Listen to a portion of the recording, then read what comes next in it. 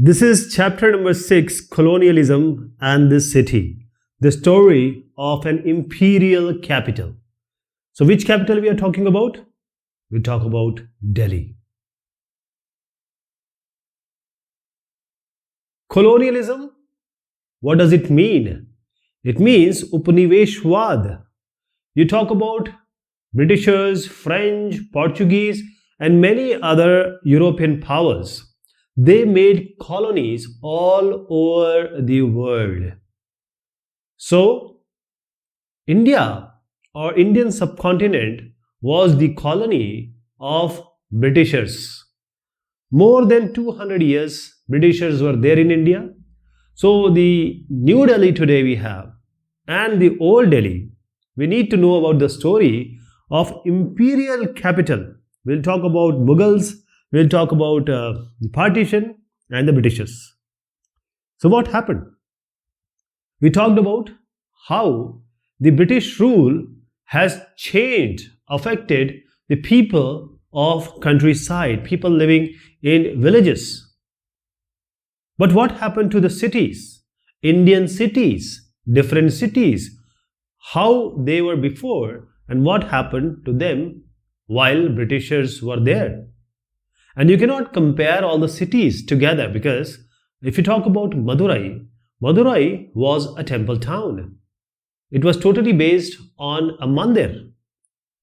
But if you compare it with a manufacturing hub town like Dhaka, a port Surat, a port like Surat, so things do not match. They went up and down differently. Before we go ahead, let me show you United Kingdom. These are two important towns, industrial towns. London is the capital of Britain. So below you have all Europe. So Leeds and Manchester. Leeds and Manchester. In Britain as well as in the European countries, industrial revolution take place. Industrial revolution. Now these Leeds and Manchester, they came up rapidly in 19th and 20th century because of the industrialization, industrial growth. So people started coming here because if you talk about an industry, manufacturing things are going on, industrialization going on, you need people to work on. So people would come to these cities. When they will come, there will be housing. They have to stay there. So there will be increase in housing. Urbanization will be the after effect of industrialization, Audhogikaran, and then urbanization. Then finally, people would come, the facilities will come up, like the marts, the grocery shops, the transport, everything will come up, all the facilities. So other people who are living in the villages, they will also come to these cities in search of these good facilities. So as I was talking about Europe, unlike Europe, the cities in India, they were not expanding the way the Manchester, Leeds or any other cities in the European world and England was expanding. Okay? So the question comes, why? Why it was not like that? But before that, I'll show you a place. This is the location of Machilipatnam. Machilipatnam is in Andhra Pradesh. Machilipatnam, Masulipatnam. It's a port town. It has a port. So you see this picture. This is a picture of 17th century, to be precise 1672. Machilipatnam. So you can see the ship here. And this town, Machilipatnam, was a very, very important port town at that time. 17th century I'm talking about. But slowly and gradually, when the British, they shifted their port cities or they started giving importance to Bombay, Madras and Calcutta, this Machilipatnam, the valor, the power, the importance of this particular port town, it declined. It declined because at that time, no aircraft, no air cargo was there. So this port town were very important. But because of new port towns, Machilipatnam declined. Why was this so? I just told you that these Calcutta, Bombay and Madras. So if I take you to the late 18th century, around 1850 and plus, Britishers made Calcutta, Madras and Calcutta, Bombay and Madras. Calcutta has become Kolkata now, Bombay is Mumbai and Madras is Chennai. So these were the names earlier. And these were important, they raised to importance of prime hub of governance, presidency, because these were the center where British used to rule whole India. So presidency, basically they were doing all the administrative purposes, work from these center points. Basically, the East India Company factories, that is the trading post, the sources would come, the content would come, it will be traded, exported, imported, and these were from Surat, Madras and Calcutta. Surat is very near to Bombay, that is why Bombay presidency was there. So these three was strategically taken, that these three are very much near and the trade can be controlled from here, the East India Company. That is why they wanted to divide whole India into certain parts so that they can be governed properly. They can be administered properly. That is why we have presidency. Because again, the factories were there. So if you see here, this is a kind of British Empire division. This is a Bombay presidency. On the left you see Western Court. On the eastern, the ports, the Madras, and then you have here the Bengal. So all these three regions were the presidencies. Other provinces were still there, but these were the main. Why? Because there was Surat, and after that Bombay took over Surat, right? Surat was previously, today also Surat is very important town, but Bombay, it rose up to that importance, and still Bombay is the second important city after Delhi in India. So if you take the right, that is the Coromandel Tat, we have Madras, and here in the Bay of Bengal, the bay was Calcutta, Kolkata. This was the Bengal presidency. Okay. So what would happen if new cities will come up and get importance? The old cities where certain things were required or manufactured, the requirement will be not that much. The demand will drop down because people will go from one place to another. The new ports will get more importance. The new manufacturing cities will get more importance. And mostly what happened, Britishers, they conquered certain leaders or the kings, and now this particular area, because the Raja or the king is under British and British have some other administrative center point. So this particular place, even if it is very high power in the earlier regime, this will not have that power, valor, or importance.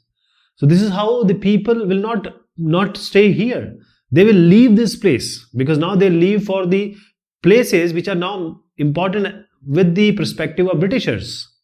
So when a place get deserted, people go and other centers come up, that particular place is called deurbanization. That is, if a city which was earlier very famous, but the famous city slowly, gradually, because of various reasons, it declined, people start deserting it, that is deurbanization. So Machilipatnam, Surat and Seringamapatnam all face this deurbanization. Mysore, we talked about Mysore kingdom, Tipu Sultan, he was defeated by Britishers, and Seringamapatnam was the capital of Tipu Sultan. But once he was defeated, Seringamapatnam, though it was a very, very important city, the Rutba, the importance declined. Machilipatnam also we saw when the first discussion we were having. Then the Surat. Surat, why? Surat was really an important hub. But because Bombay, it took over. Because Bombay was the port, it was a natural port. And it was quite, the place was very approachable. It was quite good. So all these these reasons were there why Mumbai or Bombay took over Surat. If I give you a statistics, in 20th century, early 20th century, only 11%, that is 11 people out of 100 people or Indians were living in cities. That is 89% were still living in the villages. It's 89, not 81, okay? So there is a very good picture shown here. This was a busy port. East India Company, when they started giving importance to Mumbai, it became the main western port. This is the west part, this is the east part. So where main western was Bombay or Mumbai. So that is how Bombay became the most important port. Still now, it is most important. Now we have talked about this now. But we started with Delhi. Remember? Delhi, it was a Shahi, imperial, Aitihasik, historic city. But by the time we are talking about the Britishers, before Britishers or just now, it was just a normal town. It was a dusty provincial town. But when 1911 and 1912, when it was made the capital of India, it was declared, then the importance, the phase, all the panorama of Delhi changed. Now, what was the capital of Britishers? For a long time, it was Calcutta, Kolkata. So, 1911, I will tell you, it will come when it was declared as the capital of India. You can say the opposite of deurbanization is urbanization. Bombay, you see how much population is there. Delhi, you see how much population is there. The reason is we have companies here. We have jobs. Big companies, metros, trains, helicopter, aircraft, everything is here. So when people start going to one place because they have facility and they may get the employment opportunities, like Bangalore has developed, like Hyderabad has developed, like Pune has developed. So when people come here to a single place and they earn money, they send money also back home. This place where number of people come, this is called urbanization. The opposite of urbanization is de-urbanization. Vishahrikaran. Vishahrikaran, de-urbanization. Shahrikaran is urbanization. Now question comes, how many Delhi is before New Delhi? So English or Britishers made New Delhi. But what about what happened? Why did they make New Delhi? What was the Delhi earlier? What was the actual Delhi? Still we have Delhi, right? But New Delhi is what? In 1000 years, last 1000 years, Delhi was on and off capital of various big dynasties, various big kings, emperors, right? Like the Mughals, like the Delhi Sultanate, and previous to that also. But with gaps, Akbar made the capital as Agra, Fatehpur Sikri. He wanted Agra to be the center point. So there was a gap. But still, Delhi enjoyed the capitalness. And if you see, only a small area in the left bank, which is 60 square miles, that is 60 mile by 60 mile, left bank of river Yamuna, I'll just show you. Okay. Now this place where all the things are set up, all the cities were set up. Now you see this picture. Many things I'm going to talk about this picture. This is when New Delhi was made. This was the most splendid capital. When you go to metro, if you have been to Delhi, you know the Chowdi Bazaar, the Old Delhi, the Chandni Chowk, all these stations are Old Delhi. This comes under Old Delhi. So the most important splendid capital was Shahjahanabad. The most important was Shahjahanabad. As the name suggests, this was created and built by Shah Jahan, the Mughal emperor. The Mughal emperor. Where we have Red Fort, where we have Jama Masjid. The Red Fort from where our Prime Minister delivered 15th August message to all Indians. So in this whole area, we have fort, we have palace, and we have many other things like the Jama Masjid, etc. So as I am saying, the most splendid was by Shahjahanabad, and it started building in 1639, and it is a proper walled city.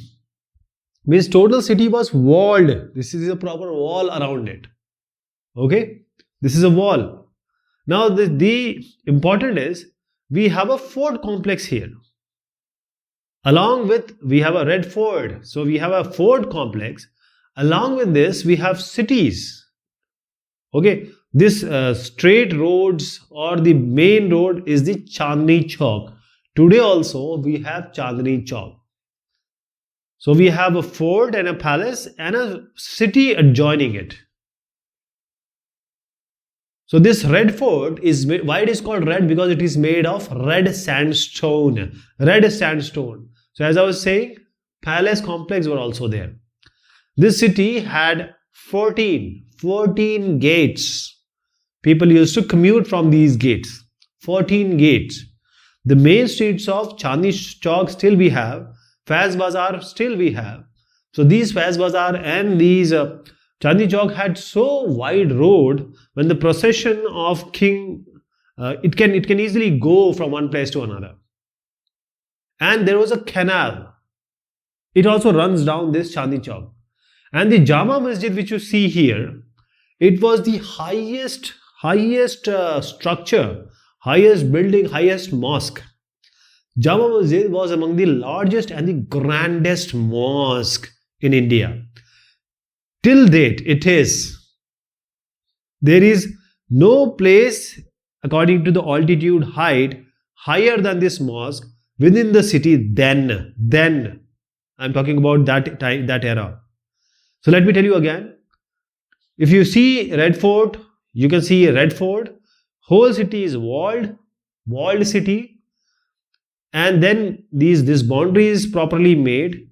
Here you see on the left bank of Yamuna, it is being made. Yamuna. The path has of course changed. And what you see here, the small ships or the boats are embanking. This is called Darya Ganj. Darya means river. Jamuna we are talking. Ganj means market. Darya Ganj. So where the market is there, you buy and sell certain stuff. One more important thing, in the time of Shah Jahan, Delhi was the main center of Sufism. That is, it was the main center point of Sufi culture, Sufism. It was not a religion, but it was something other than the religion. People were getting attracted to this Sufism. That is why you see in Delhi, you will get Dargah, you will see Khanka, you will find Eidgah and Cul-de-sac. So what are all these? Dargah, if some Sufi sant is there and he or she dies, then there will be a shrine being made. Dargah. So now this becomes a point where people would come, like Moinuddin Chashti Dargah at Ajmer. Delhi, you have Nizamuddin Auliya's Dargah or shrine. Khanka, this is basically a lodge, today's hotel. But this lodge was specifically for travelers who would come for this spiritual thing. They will dance, they will get the blessings of the saints, hear the Sufi music. So this is a place for basically Sufism. Eidgah is a place, basically it's a land. There is no structure, there is no lantern or top structure, just a land where people would come, and because in the time of Eid al-Zuha or Eid al-Azha, the people offering namaz or prayers are too many. So that is how this is a specific place where it is assumed that people should come and offer their prayer at this place, Eidgah. Cul-de-sac is what? Cul-de-sac, especially in the old Delhi areas. So this is a dead end. So how the commuters will change, or the see here car, it will take a round and it will come back. So in between sometimes the we have say a roundabout also, but it is a end. So cul-de-sac, various cul-de-sac was there. So Khanka, Dargah, Idgah, cul-de-sac were there. So there was a famous poet, his name was Mir Taqi Mir. Mir Taqi Mir, and he announced, he wrote that Delhi at that time was not a city or a town. It was like an album. A painter has made an album. It was so beautiful. It was so mesmerizing, amazing. But the delights, the you can say coziness of Delhi was enjoyed only by rich, only by some. Said there was a sharp division between rich and poor, Amir and Garib. There was a clear difference. All the poetries and dance, all are enjoyed by men, wealthy men, rich men. Okay, only rich people would enjoy this. And the celebrations would be there. Even the processions would lead to some serious conflicts because there was a big gap between these. Big mansions and havelis were there, and in between you can find very mud house, means rich and poor both were living together. There are pictures. This is a red fort. This is a red fort because it is of red, and this is a very important landmark of Mughal also and India also. Okay, and the second one, this picture is Jama Masjid. We talked about Jama Masjid a lot. So this is the first mosque in India. You have gumbads also, domes, and minarets. So the eastern gate of Jama Masjid is shown here in Delhi. This is a picture of shrine of Hazrat Nizamuddin Auliya in Delhi. It is near Nizamuddin station. The making of New Delhi. We talked about Shahjahanabad. Shah Jahan made it. 1803, the British got the control of Delhi. How? The Britishers got this by defeating the Marathas. But since the capital of British India was still Calcutta, please remember, now it is Kolkata. So at that time, the capital was still Calcutta. That's why the Mughal Emperor Bahadur Shah Zafar and the previous, they were allowed to stay here in the Red Fort, Lal Killa. Why? Because the capital was not Delhi for Britishers. But when we talk about modern city, when it came into being, this started in 1911. The city, modern city, which we call New Delhi, it only came after 1911 when Delhi became the capital of British. So this picture which I wanted to show, before 1857, the developments in Delhi was not like other cities. For example, if you take colonial states, other colonial states, Delhi was not like that, because presidencies, Madras, Bombay and Calcutta, the people were living differently. That is, the Indian people were living in these bastis, or we call it as black places, black areas. And the whites were living in white areas. So there was a clear separation in the main cities which I just talked about. But this was not clear distinction in Delhi. In Delhi, if I talk about the first half of 19th century, that is before 1850, British used to live, because there was a walled city. So British used to live where?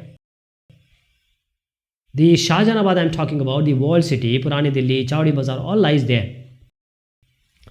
So the Britishers were living along or alongside whom? The wealthier Indians, the rich Indians. They would live in the vicinity or in the neighborhood of the Indians who were rich and wealthy in the walled city.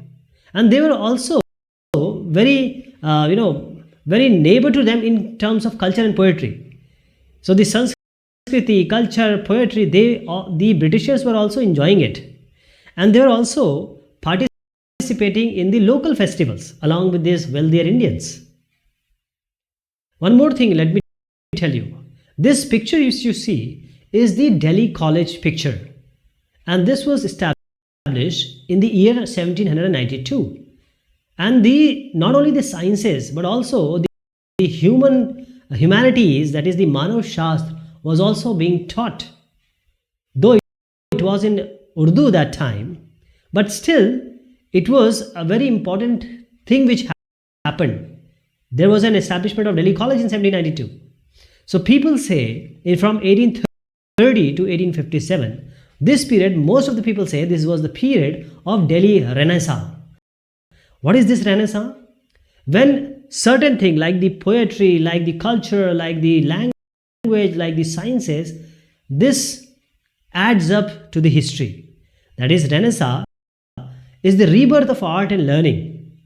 This term is used to describe a time when there is great creative activity going on. People are contributing. So there is one more word which has come. You must know about this. Gul Faroshan. Gul Faroshan is the festival of flowers. Festival of flowers. Gul Faroshan. Okay. Now these all changed after 1857. I told you 1857. It was the time of the greatest armed revolt in the 19th century. And this was the rebellions, basically. The rebellions, they gathered near the fort, and they wanted to meet Bahadur Shah Zafar, and they wanted him to be a leader. But finally, because of the uprising, he accepted this leadership, Bahadur Shah Zafar, and he became the leader of the uprising. And for 4 months, rebels had Delhi. But when the British regained the control, then they started all the revenge and the plunder campaign. Means they want that what has happened in 1857 or whatever these rebels have done, we are going to do tit for tat. So Ghalib, famous poet, was there. He said that these Britishers, they ransacked Delhi after 1857. Because he called them angry lions. When they entered Delhi, all the people, because there were few rebels, all were not rebels.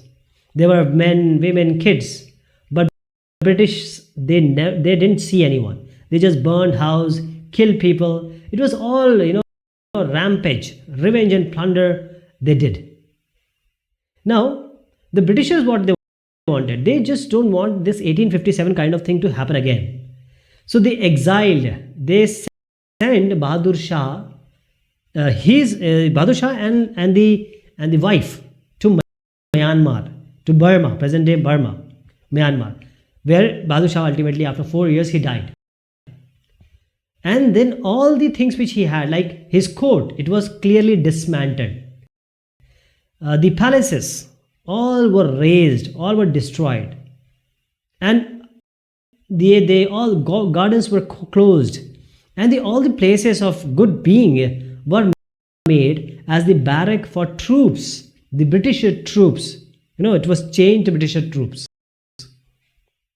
They just don't want this Mughal footprints to be there. They just want to wipe out. So it's clearly being written, British wanted Delhi to forget its Mughal past. That even some Mughal past was there, they don't want it. Because Delhi was basically showing the Mughal valor, the prestige, the emperorship. Because Mughal, they actually gave so much to this country. Right? So this is the Jama Masjid picture you see here. It's densely populated. You see a lot of structures here, buildings here. And this is a wall which I'm talking about. It was a complete walled city. Right? Now I'll show you a picture again. Can you find out what has happened? Everything is finished. Only the wall you see and Jama Masjid. Other were cleared. All were cleared. And you see Yamuna also on the background. On the background, you see Yamuna.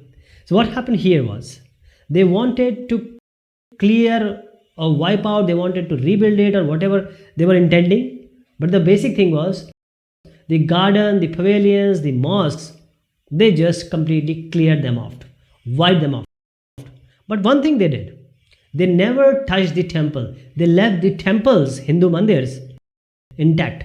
Why? Because the British were saying, I'll just take you some name, Bakht Khan and Faizabad, Maulvi Sahab, and the leader was Bahadur Shah Zafar.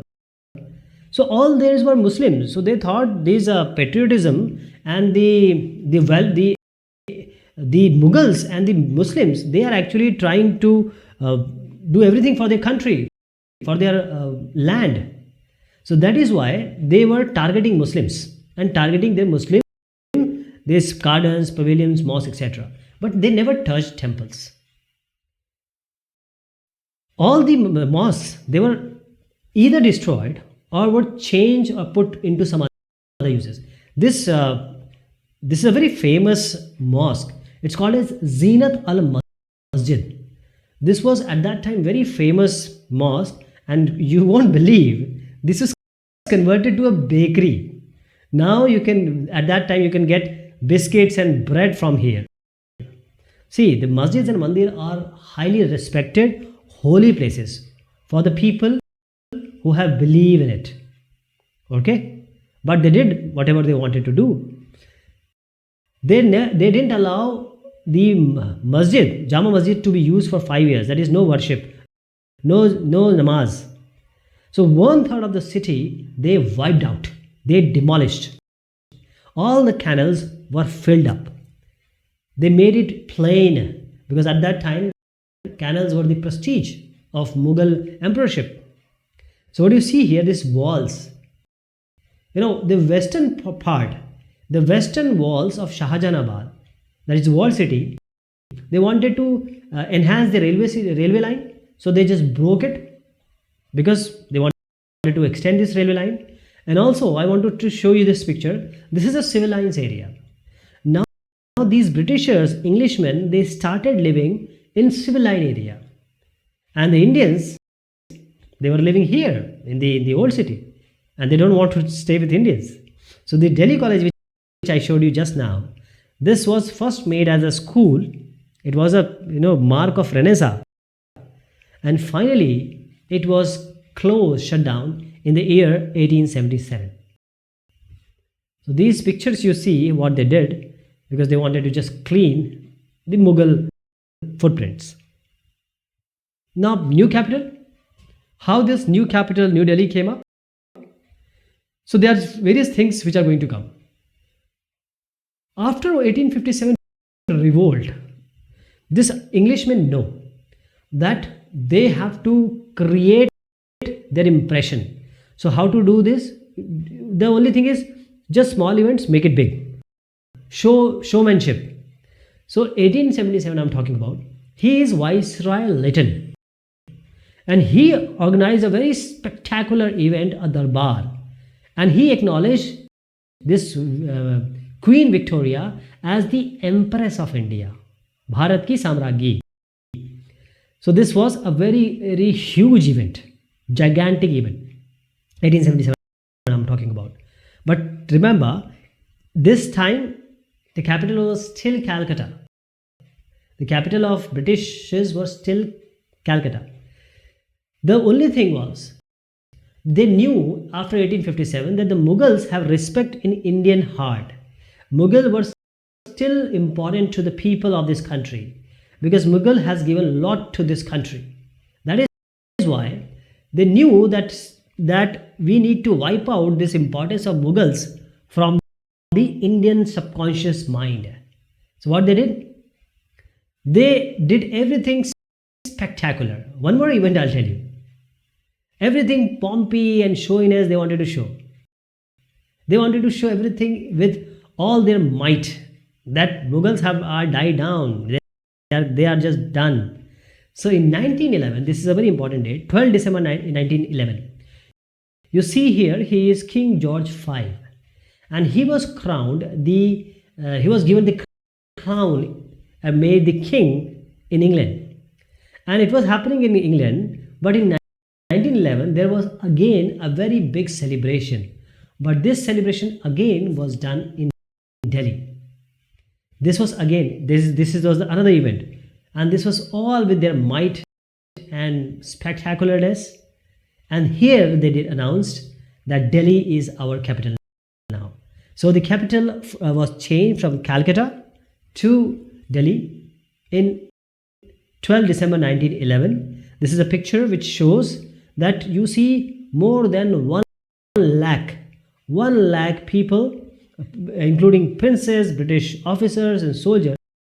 They gathered in this grand celebration, Darbar, grand event, grand show. So now here Delhi became the capital. So Delhi was constructed, New Delhi, I'm talking about New Delhi now. New Delhi is actual Delhi which is you see today. So New Delhi was constructed, it was 10 by 10 square mile. Please remember, 1 mile is higher number than 1 kilometer. So it was 10 by 10 square mile, and this New Delhi was made on a hill, and this hill was called as Raisina Hill. It was Raisina Hill. So please remember, New Delhi is made on Raisina Hill, right? So what do you see? How was it made? Because it's so beautiful today. It's our pride today. Everything is here in Delhi, New Delhi. So I'll show you two architects. The right one is Edward Lutyens. The right one you see is Edward Lutyens. That is why people call the people in opposition, this is Lutyens zone, this is Khan Market gang, all these. So Herbert Baker and Lutyens. The left one is the Herbert Baker. So these were two architects. They were hired and they were given the job of designing New Delhi and all its buildings, the panorama, the architecture, the view, all this was given to these two gentlemen. So I'll show you, this is Raisina Hill. So you see Rashtrapati Bhavan. It was called as Viceregal Palace. Viceregal Palace at that time.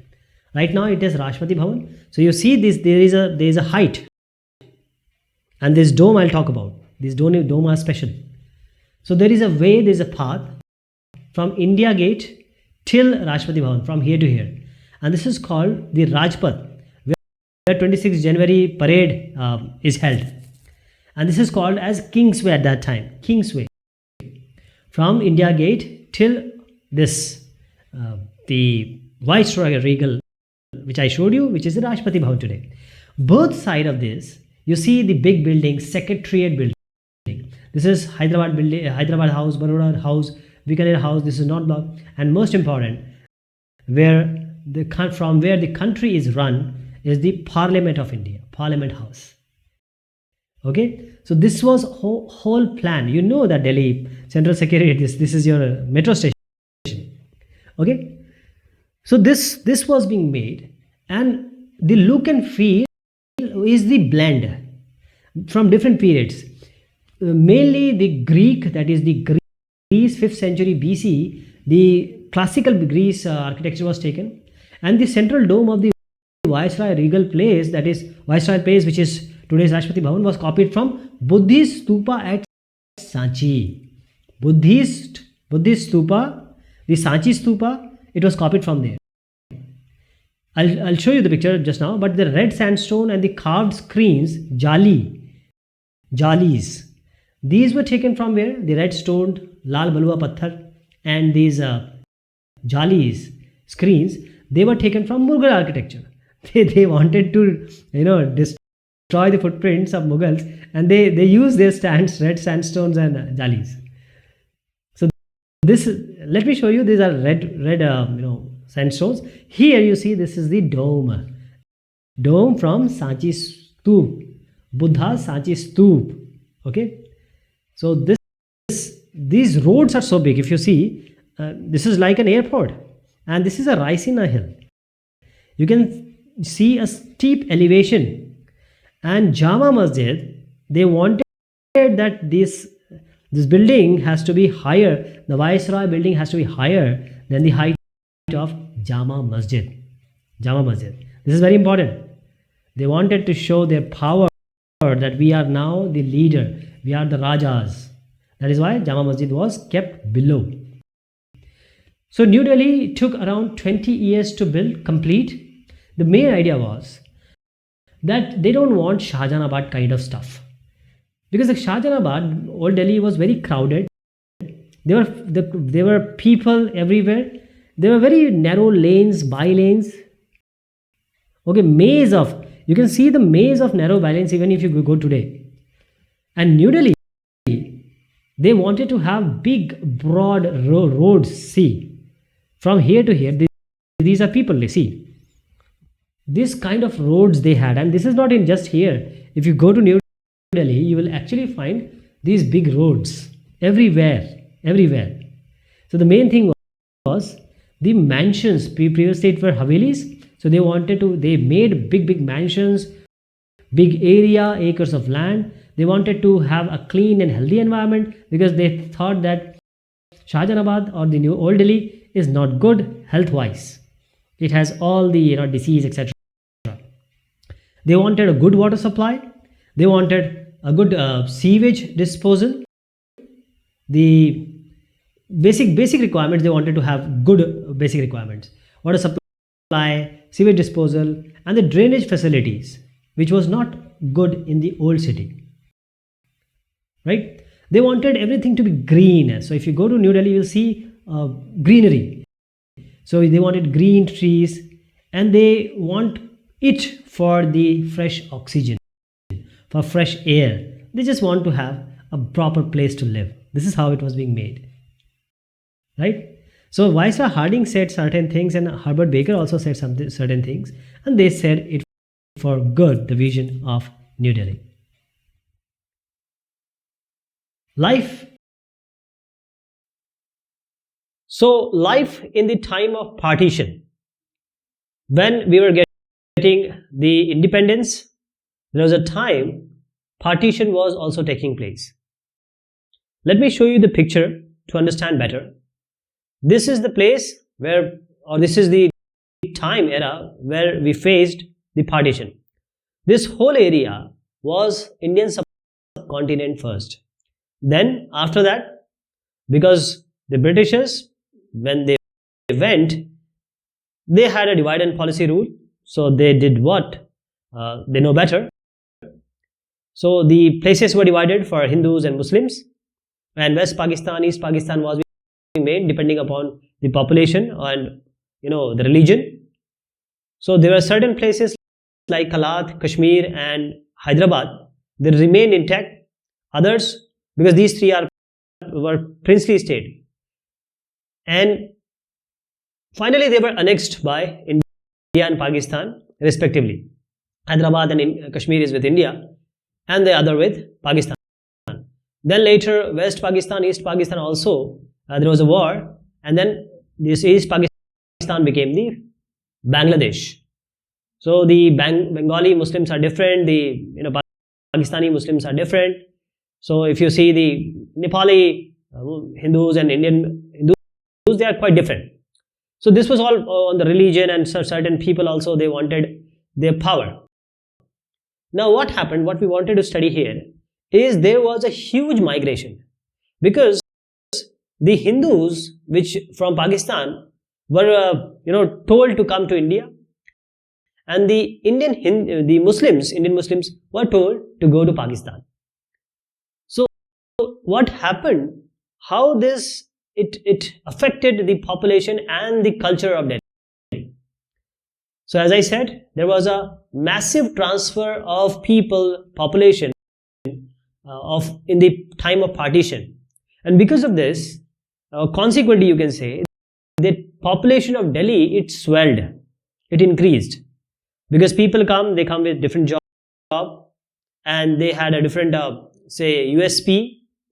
And when people come with different culture, because if you go to, I'll give you an example, Goa.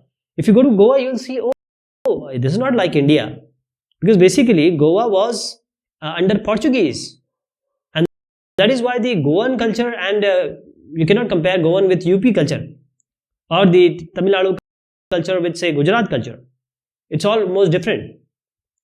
So what happens when the independence we got? It was fierce writing. There were fights, there were quarrels, there were battles. So thousands in Delhi, as other places also, were killed, they were looted, homes were looted and burned. And the Muslims, they left Delhi for Pakistan, and because they left, their places were taken by the large number of Sikhs and Hindus which had come from Pakistan. So Delhi, basically Sikhs and Hindus came, mainly Sikhs, and you can say people from Punjab came. Now previously, the old Delhi, which we called as Shahjahanabad, these refugees were roaming around. They were trying to find out the empty homes. Whichever home is free, they wanted to take that. And the Muslims were forced to either leave or sell their house or properties. Same way in Pakistan, Hindus were told. So this is how the migration led to the emptiness of the house, or the empty houses. So what happened? If I give you a data, because the Muslims were forced to leave or sell their property, so around 44,000 houses were free, empty, vacated or abandoned, because people are migrating, and those who have not yet reached Pakistan, they were living in makeshift camps like this, because they ultimately have to leave for Pakistan, right? So this was all happening at that time. And now Delhi ultimately became a city of refugees. You'll see Kingsway camp and this camp and that camp. And the population, if I can tell you, 5 lakh, nearly 5 lakh. This was added to Delhi, which had a little over 8 lakh in 1951. And mostly from Punjab, these people came, mainly from Punjab. So some were staying in camps, some were staying in schools, even in military barracks, and open also. They were living in or staying in gardens. So few of them were fortunate enough to get these residences, occupy these residences, and mostly people were living in refugee colonies. For example, these colonies then became Nagar, and they became the main part of Delhi. For example, this Lajpat Nagar and Tilak Nagar. This Lajpat Nagar, this is a New Delhi. Okay, this is you can just find out the direction. This is a railway station, New Delhi. This is Connaught Place. Lajpat Nagar and Tilak Nagar. These are the bastiyan, or the places which became finally Lajpat Nagar and Tilak Nagar, and these were refugee colonies. So when the people will stay there, shop will come up, stalls will come up, and because the kids are also there, so schools and colleges will be open.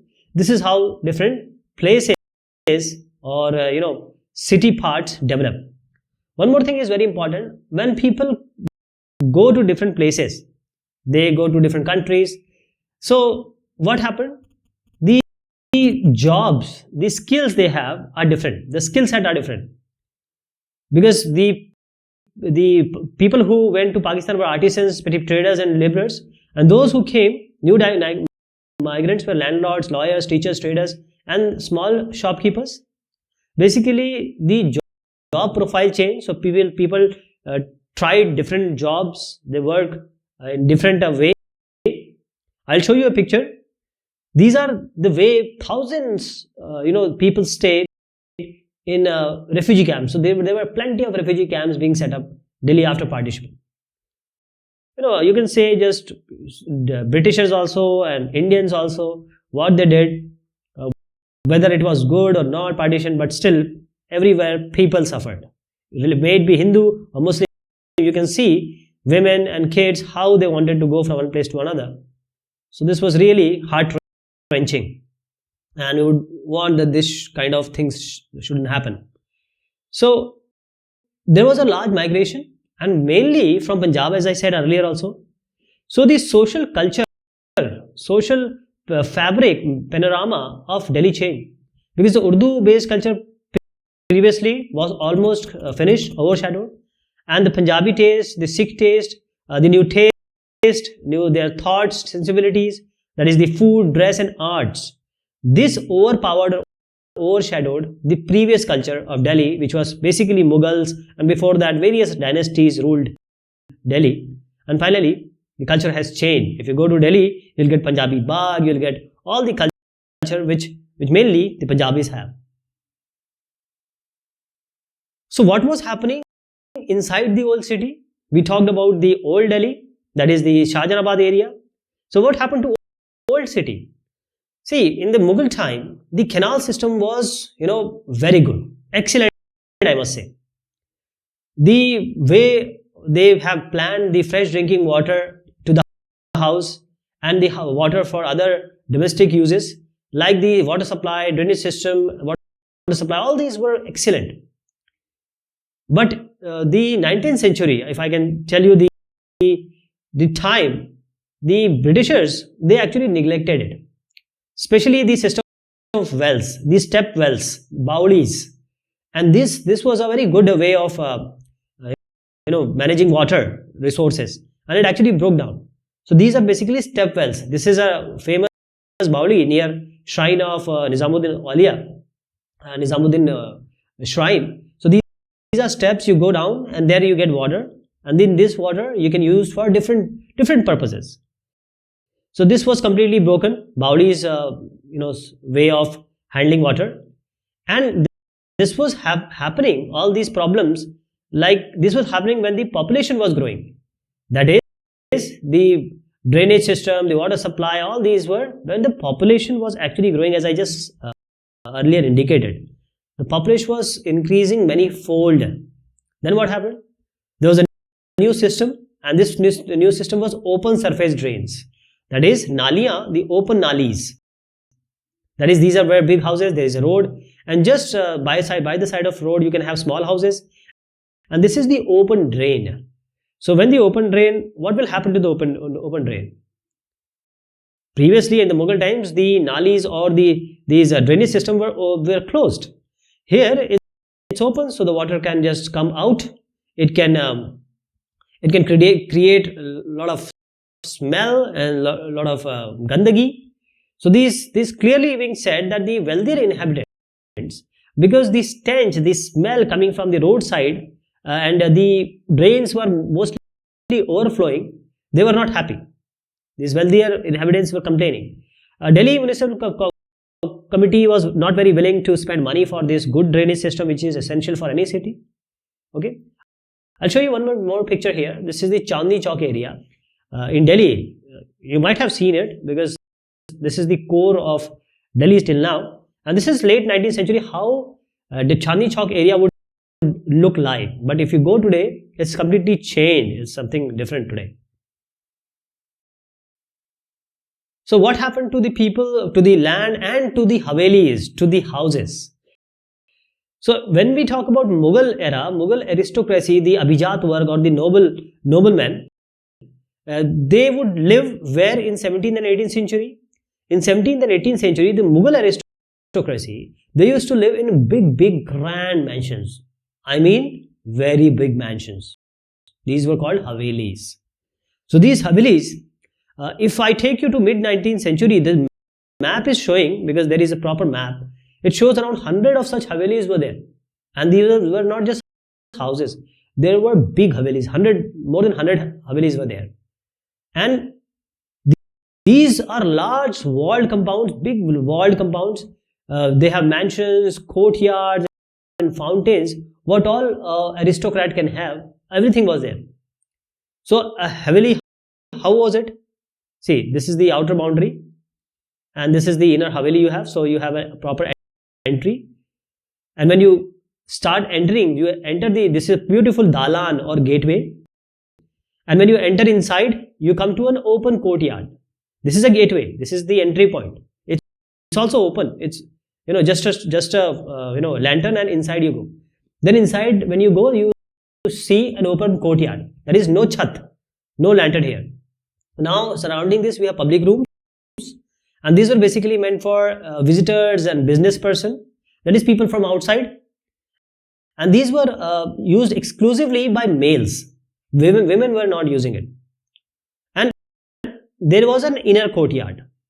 So this was surrounded by public room. These were having pavilions and rooms, and these were for the women of house. And the main thing is, the house or the rooms were not having that much of furniture. The furniture was, you can just count them. It was very less, right?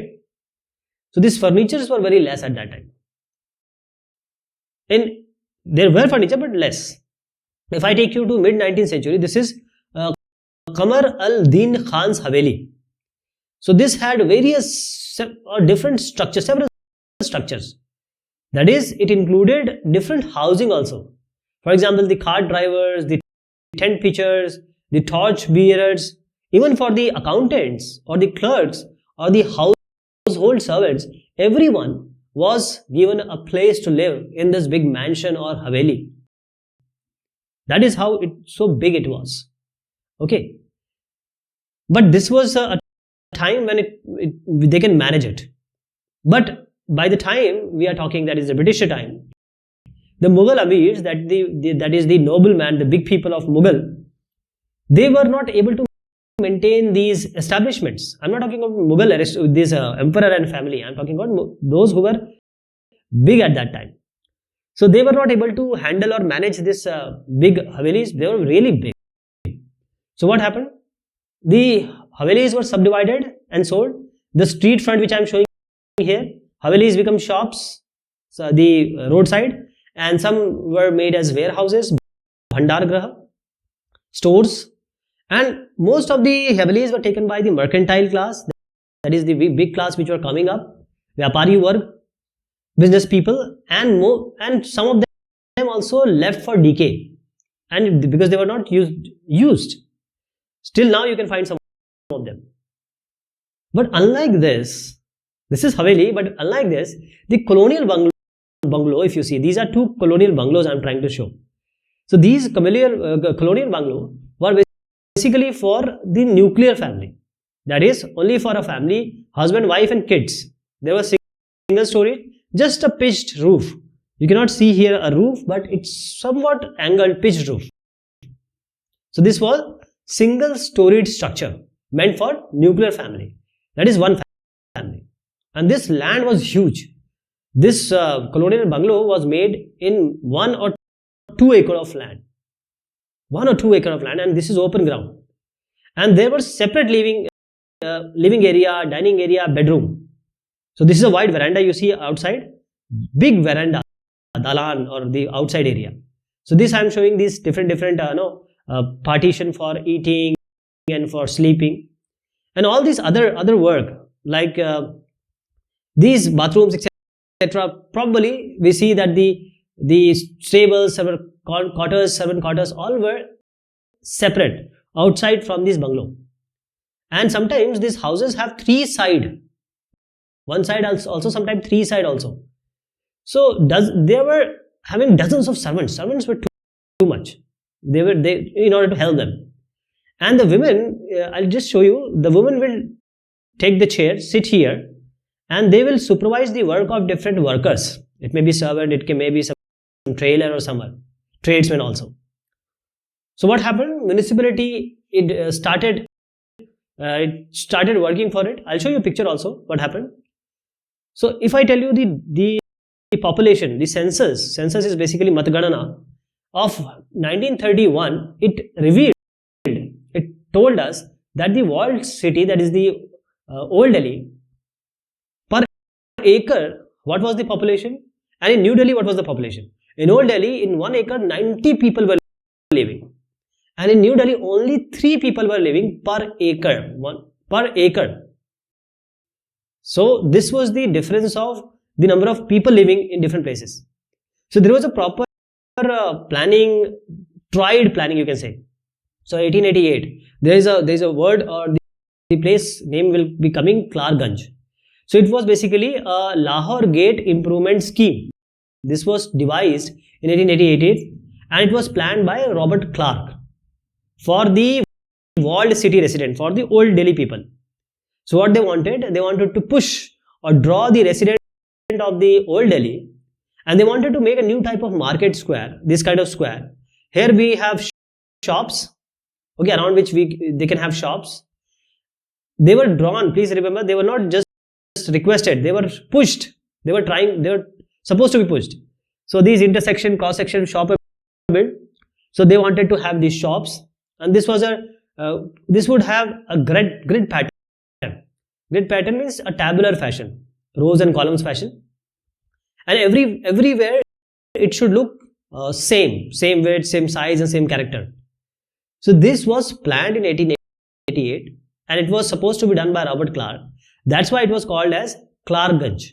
That is why the Clark has come from Robert Clark. So it was called as Clarkganj. But the problem was this project, it didn't complete. It remained incomplete. Even in 1912, the water supply problem, the drainage was still not good for the old city. That is the Shahjahanabad area. Then the Delhi Improvement Trust, DAIT, the picture is not clear, but still whatever I got. So they made a plan, and the plan was in 1936. So they wanted what? They wanted to shift these wealthy Indians to a good place called Daryaganj South. They wanted them to stay there. And the houses they are planning were grouped around a park. So there will be a park in between, and these were all houses around this park. So this scheme you will see still in Delhi. There will be a park and there will be houses around. So privacy was the main thought. That is, mom, dad, kids, and the grandfather. So mom, dad will have a different room. The kids will have a different room. The grandfather may have a different room. Servant will have a different room. So there was a privacy kind of a way of making the houses under this Delhi Improvement Trust scheme. Okay. Now, the Herbert Baker I showed you. So this is our Central Secretariat or Secretariat building. This is your Secretariat building in New Delhi. As I said, it is at a height at Raisina Hill. Secretariat building at Raisina Hill. So this is the last station of metro if you supposed to go, happen to go to Delhi. This is Pretoria. This is about India. Left one is, this is South African building. There is a place called Pretoria, and this building is called Union Building. Union Building. Now, why I am telling you about these two buildings? Because it was made by one of the person, or many people would make, and Herbert Baker was one of the architects in this. So he was a young architect. He went to South Africa in search of work, and he met the governor of Cape Town called Cecil Rhodes. Cecil Rhodes. Now this Cecil Rhodes inspired Mr. Baker, Herbert Baker. First, the British Empire and the admiration for the culture or architecture of where? The Greek architecture, the Roman architecture, the British architecture. So Roman architecture, the Greek architecture, British architecture. That is how he developed that love for these architectures through Cecil Rhodes, because South Africa was somewhat related with England as well. They both are made on height. Raisina Hill, this is also made on a height, steep hill, Union Building. Both architecture are almost same if you see. So this was basically showing that the big people always want to stay up on a hill, and they wanted to see the people, normal people, down. So this is all about this chapter. Thank you so much. Take care of yourself.